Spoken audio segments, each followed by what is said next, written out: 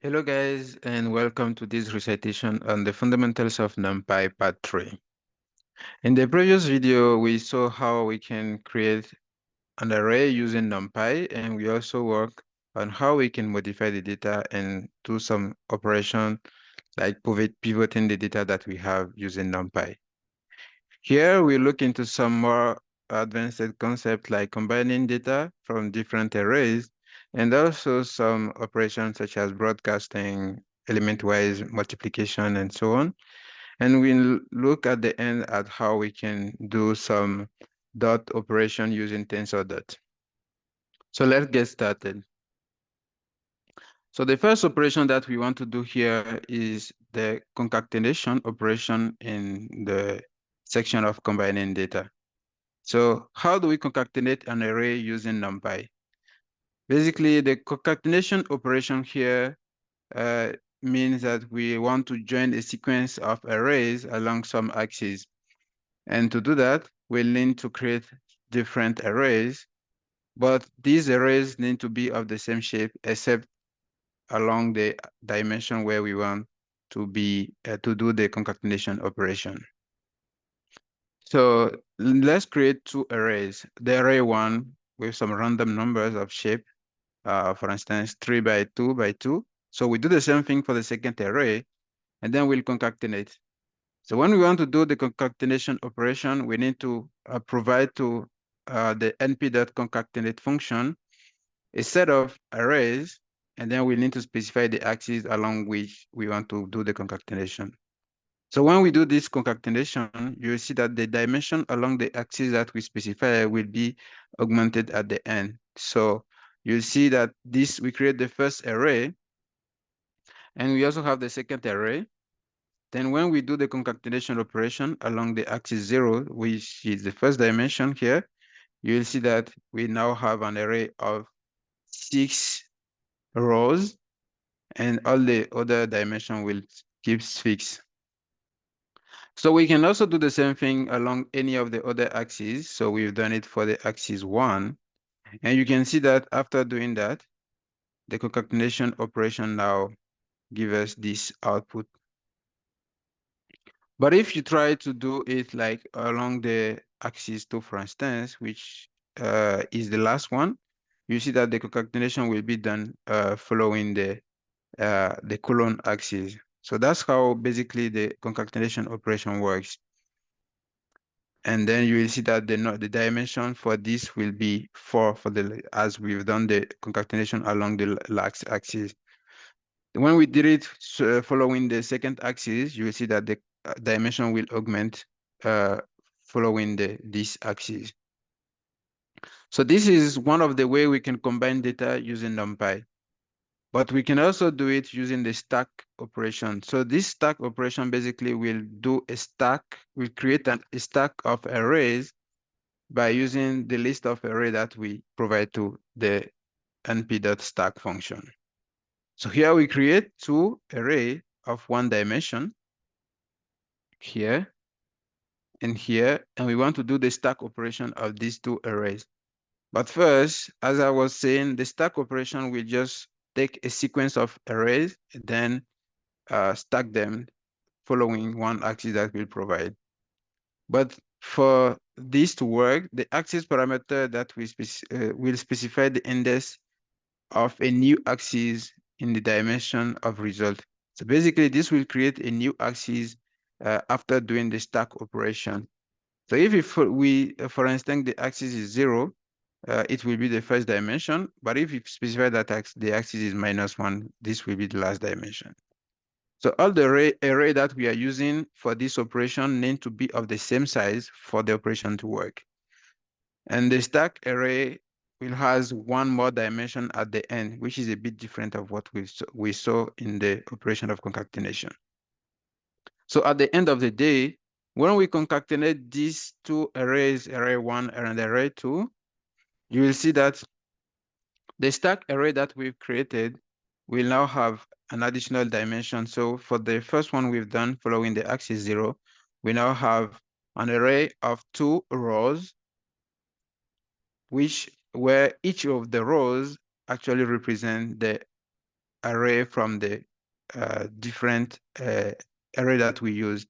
So we use two arrays of one dimension, then we use them in a stack operation, and we get an array of two dimension with two rows.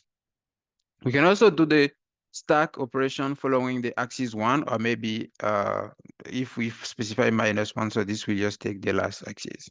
So you will see that the output at the end of the day is the same thing for these two last operations that we've done, but if we had more dimension, this will change, it will not be the same thing. But anyway, at the end of the day, when we do the stack operation, you will see that we will get one additional dimension for the final result. So we can do the stack operation using multi-dimension arrays. And here, for instance, we created an array of dimension 3, two arrays of dimension 3. And we also apply the stack operation of each one of them. And once at each time you do it, here, for instance, we are using just two arrays. So the additional dimension which will be created will be of size 2. So everywhere you will see that when we concatenate this and this one following the first axis, the first dimension will be 2. If it is second axis, the second dimension will be 2, and so on until the end. So now let's look into some more advanced operation that we can do using Numpy. The first one that we want to look at here is the broadcasting operation, which will be really helpful for you in this deep learning class. You will use it a lot for some operations. Sometimes we need to do it for when we want to combine maybe a bias with some other parameters. So the broadcasting operation will need us to have two arrays of different dimensions. So basically, the first array can be of dimension 2 when the second array is of dimension 1. But if it is not the case, what we need to know here is that all the dimensions should either match, or one of the array should have the length 1 in that specific dimension to allow the operation to work. So for instance, suppose that we want to do the addition of two arrays. So we create an array of one.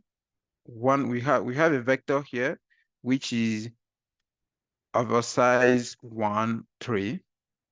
We create another array, which is a column array of dimension 4, 1, and we want to do the addition. Basically, for the addition operation to work, we will need all the arrays to be of the same dimension. So the broadcasting operation available in Numpy will automatically do the broadcasting so that we have at the end of the day the same dimension for these two to work.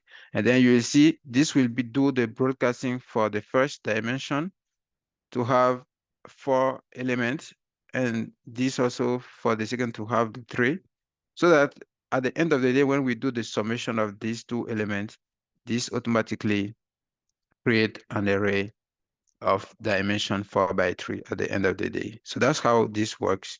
But we look into more advanced way, or maybe some of the problem that we can face when we are doing broadcasting operation in the next video. So there are also other operations that we can do using NumPy, which is basically the element-wise operation. So here we created two array 1 and array 2.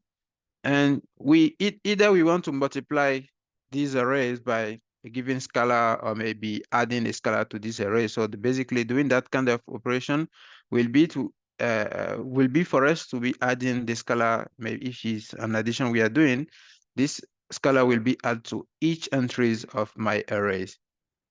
So this what you will get here. So we create an array, then we add 5 everywhere. So you can see that this is what we've gotten after creating each of the arrays, and then we add 5 everywhere. You'll see that 5 is added everywhere in the array. The same operation can be done by using the multiplication. So we can do the multiplication, or maybe we can do the many other maybe operation using the scalar on this particular array. So After that, there are also a couple of operations we can do, such as the element-wise addition or maybe the element-wise multiplication, which is also known as the Hadamard product. So the element-wise addition basically work on adding a specific entry from each array to the specific entries of the other array. So at the end of the day, the result that we got will be of the same size of the one of each of the array that we had before. So if I have an array, two arrays of dimension 4 by 3, and I do the element-wise operation, at the end of the day, I'll get an array of dimension 4 by 3 again. So this is how it works. So basically, this multiplication sign that we use here is used for element-wise multiplication in Numpy, and this addition also the same thing. We can also do couple of operations such as applying a direct function, basically some absolute valued function on an array, or we could also apply the SQRT function on the array. So the square root, if we apply the square root function, for instance, on the array one, this will give us a result which will be of the same shape like the first one that we give to the SQRT function, but the output will have in each of the entries the square root of each of the entries. So that's how it works. So this is the output, the result that we have here for the SQRT, and here for the absolute value operation. Now let's look into some other operation like the reduction operation. So these here will be set of operations that help us to retrieve a specific output from an array. So we can be looking for the maximum value in the array, or maybe the index of the maximum value in the array, or maybe the mean of all the values in the array. So let's see here, we create an array of dimension 2 by 3. And then we want to take the maximum value from that array. So to get the maximum value, we use the npmax function from Numpy package to get it. And if we want to get the minimum, we also do the same thing by using the npmin function. So this will give us the minimum value from the array. If we want to get the sum of all the values in the array, we just provide the sum function. We provide to the sum function the array, and this will automatically do the sum for us. Next thing that we could do is to try to get the index of a specific element in the array, like some. If I want to get the index of the maximum value from the array, NumPy will automatically return it for us by using the np argmax function. So the argmax basically is saying, okay, what is the maximum value in the array? Once we have the maximum value, the argument at the arg there will be the index of that value. So we can also do the same thing for the minimum value. So we get the index of the minimum values. And this, for this operation, we can do it either on the whole array, or we can also do it by default on the first axis or the second axis. If depending, we can just specify the axis that we want to use, and this will automatically retrieve the index of the maximum or maybe the minimum on that specific axis.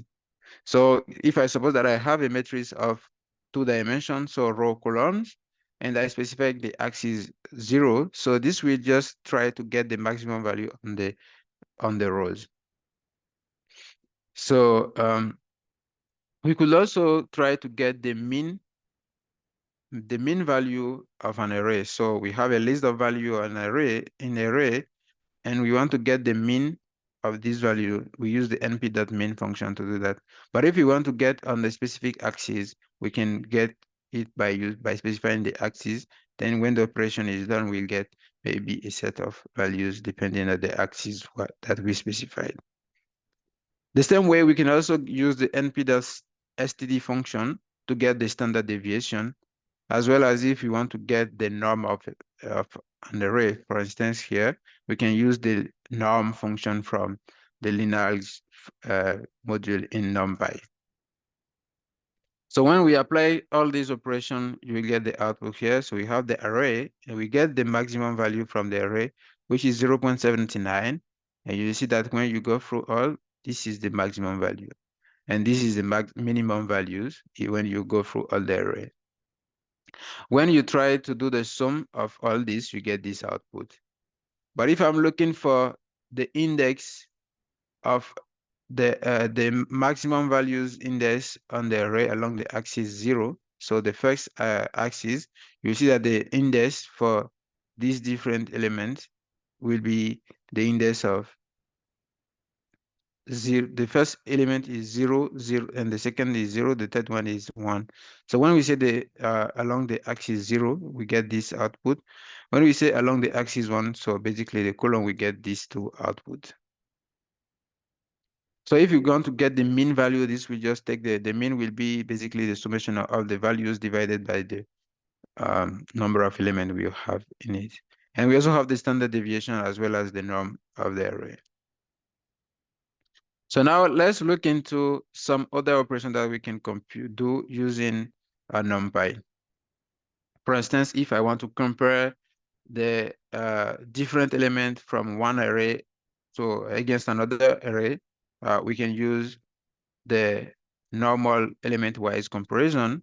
For instance, we create here two arrays, array 1 and array 2 of the same dimension. Then we want to compare, because for this work, we need them to be of the same size to work for the element-wise operation.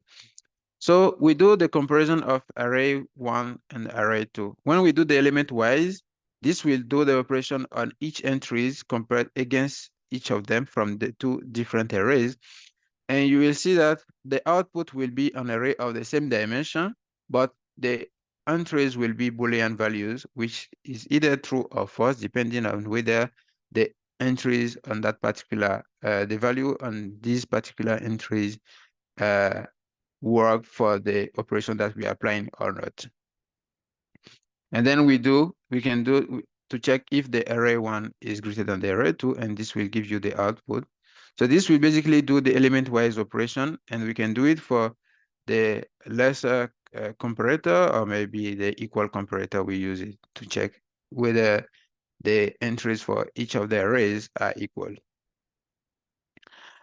But if you want, we can do such operation just by looking if we have at least one of these elements in these two arrays that respect the rules. So for that, if we apply, we do the element-wise operation and we take the option any, as long as the operation of the element-wise operation, which is done here, will give us an output, which is a NumPy object.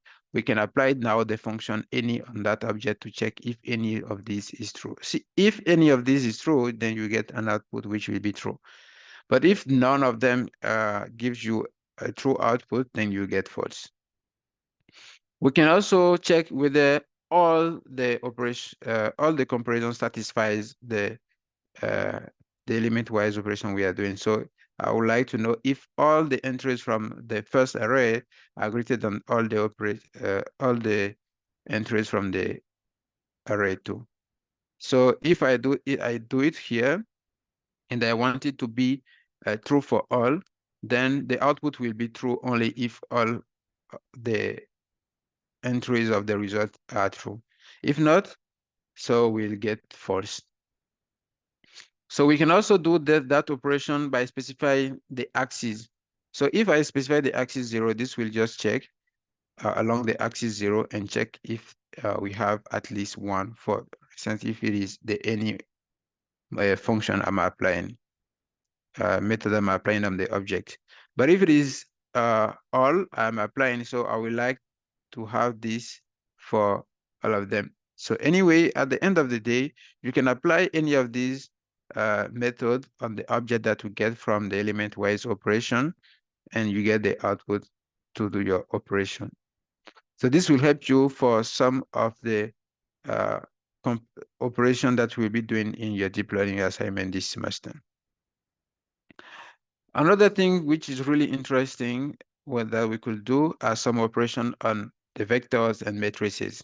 So basically most of the work we'll do in this deep learning class will be doing some multiplication or maybe some addition, some division and so on operation on vectors, matrices, and so on, and tensors. So here we look into how we do the multiplication between two vectors, or maybe vector and matrix, or matrix against matrix, or tensor and tensors in Numpy. So here we create two arrays of dimension 1 here, and we want to do the multiplication. So to do the multiplication in Numpy, we use the mat_mul operator to do the multiplication, and this will automatically multiply the array 1 by array 2. So this, since that there are two vectors, when we do the multiplication, we'll get an output which will be a single value, which is a scalar value. But we can also, for this, if we want, we can also use the @ operator to do the multiplication, and this will do the operation for us. Now let's look into how we can do the multiplication between a matrix and a vector. So for this to work, we'll need the number of column for the matrix here to match the number of rows we have in the vector. And when we do the operation at the end of the day, we'll get a vector operation, a vector output. So we still use the mat_mul operator to do the operation, or we can use the @ operator to do it. What we could also do, the same thing apply to the matrix and if I want to multiply two matrices. So I will need the number of columns from the first matrix to match the number of rows from the second matrix for it to work. And we do the mat_mul operation and we get the output. So this is what I was saying, and you get this output for each one of them here. So now let's look at some other operation we can do. So if you want to do the dot product operation between these two matrices, we could use the np_dot function and provide these two matrices that we've created here.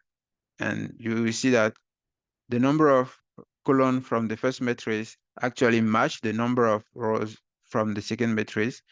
And then when you do the operation, you get the output, which will be of size 4 by 3.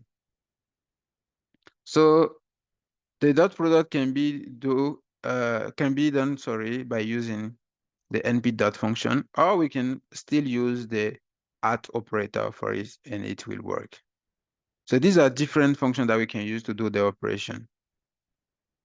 But if I want to do multi-dimension, the multiplication between a multi-dimension arrays, as I was saying, we need to make sure that the number of columns from the first matrix match the number of rows from the second asymmetry. From the first array match the number of rows, from the second array. Then we can do the multiplication between these two, and we get the output. So the final output will be of size 9 by 5 by 7, and this one will disappear, and we have the last dimension, which is 3. So when we do the multiplication between these two, you get this final result, which is here that I was saying. One last thing that I want to cover before we finish this recitation is the tensor_dot function that Numpy provided. So if you understand the tensor_dot function, this will help you a lot when you will be writing your convolutional neural network assignment, which will be your second assignment. And it's really powerful function, the np tensor_dot function. When I use it for my operation, it's really fast compared to the operation that we can do using multiple for loops. So suppose that I want to multiply this array A against this array B. So if I don't want to do this operation along the axis 0 and 1 for each one of them, for instance here, if I use the for loop operation, I will do it easily. But understanding the tensor dot function will help you improve and performance.